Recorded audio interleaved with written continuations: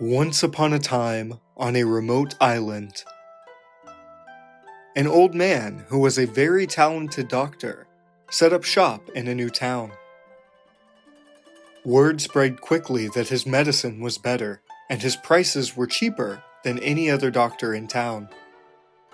It didn't take long for people from all over the island to come visit him.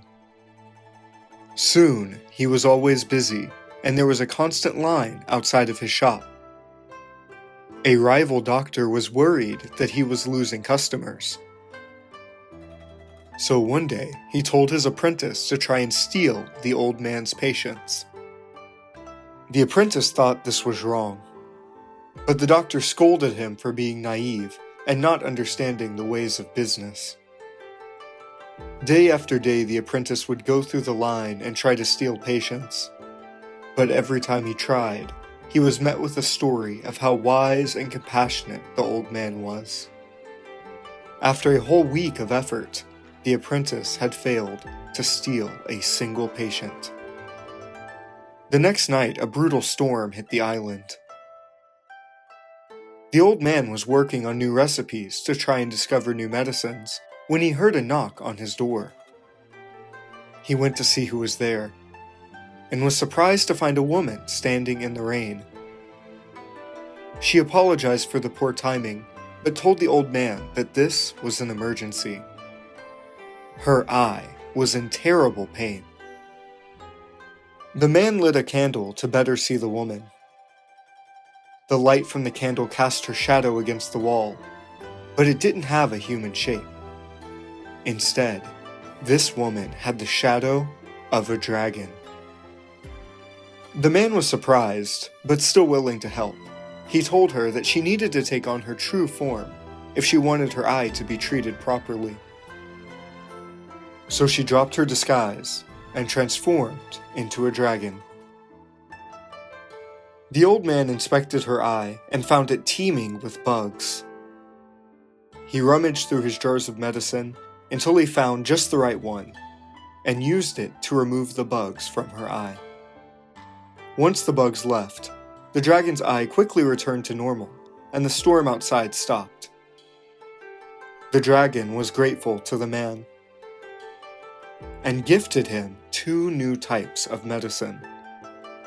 After the old man thanked her for the medicine, the dragon flew far away. The man used the new medicine to start healing people more efficiently than before, and refused to take payment, only accepting whatever his patients would donate.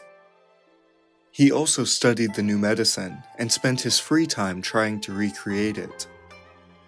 Meanwhile, the other doctor and his apprentice were having a meeting to discuss how to stop losing their business to the old man. The doctor gleefully told the apprentice that he had a plan that would end their problem permanently. The apprentice argued back. They couldn't harm the old man just because he was more popular than them. But the doctor didn't listen. That's the way the world is, he said. You have to do whatever it takes to stay on top.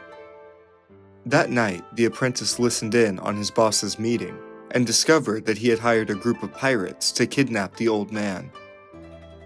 As soon as he heard where they were keeping him, he ran to try and save him. He found the man tied up in the bottom of the pirate's boat, but before he could free him, the pirates returned and took off to sea. The apprentice apologized for his master's cruelty and admitted that he wanted to practice medicine the way the man did, in a way that was compassionate and not greedy. The old man told him to reach into his shirt pocket and take out a book. Inside that book were all of the old man's recipes, including 2 new ones that could replicate the dragon's medicine. The old man told the apprentice that whatever happened, he needed to get that book safely back to the town. He knew a fierce storm was out tonight and was worried the ship would crash. His premonition was correct, and shortly after he warned the apprentice, their ship was drowned by the waves.